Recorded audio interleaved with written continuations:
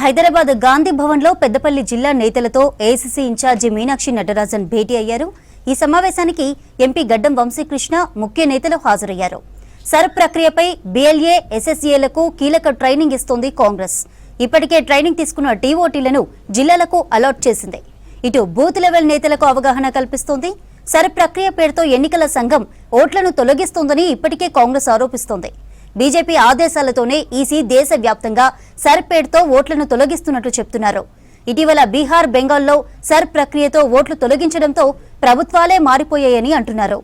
ఈ పొరపాటు తెలంగాణలో జరగకుండా పకడ్బందీగా వ్యవహరిస్తోంది కాంగ్రెస్ సర్కార్.